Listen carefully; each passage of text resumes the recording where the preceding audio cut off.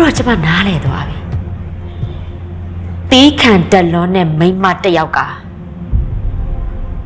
သူအလိုရှိတဲ့အရာဘယ်တော့မှရနိုင်မှာမဟုတ်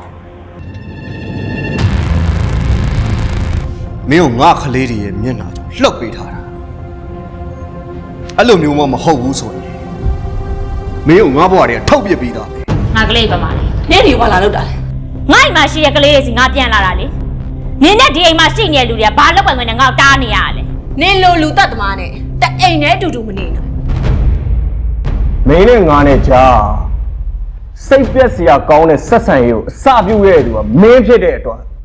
သုံးသက်ခွင့်ကမင်းမှမရှိဘူးဆိုတာမင်းသိစေချင်တာရှင်သိထားတဲ့ချီထုံးနှောင်ဖွဲဆိုတာရှင်ဟာလွယ်ပြီးတခြားဘသူ့မှမမြင်မဲ့အကန့်ဖြစ်ခဲ့တဲ့မိန်းမပဲရှင်စီကနေထွက်ပြေးဖို့ကြိုးစားခဲ့တဲ့ညတွေဟာတည်သွားပြီငါလေနင့်ကိုဘယ်တုန်းကမှညီမလို့မတတ်မှတ်ခဲ့ဘူးဘလို့စိတ်နဲ့များကို့အမရဲ့ခင်မွန်းလောင်းကိုလူယူရလောက်တဲ့ဒီမျက်နှာပြောင်တက်ရတာလေ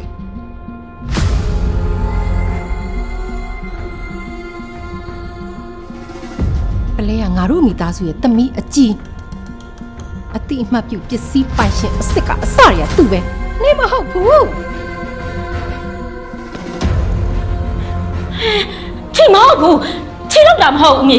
မင်းကြောင့်လူတယောက်လုံးသိနေတာတော့မှမင်းအခုချိန်ဒီဘာမှမလုပ်ပါဘူးမဟုတ်ပါဘူးပဲပြောနေတယ်မိမချက်နေဘာလို့အလောက်တောင်ရုံညံ့ပြီးလူမဆန်ရတာလဲဟင်ထုံးတော့နင်ပိတ်လောက်အောင်မုန်းနေရန်သူသူတို့ကမိသားစုမဟုတ်ဘူးရန်သူတွေဟောရေးကြည့်ရကူမင်းနေဘာကမာဒီမီလေကျွန်တော်ဆရာဆိုတာတဲ့မင်းရဲ့အဖေပါ तू ကမင်းရဲ့အဖေပါကြီး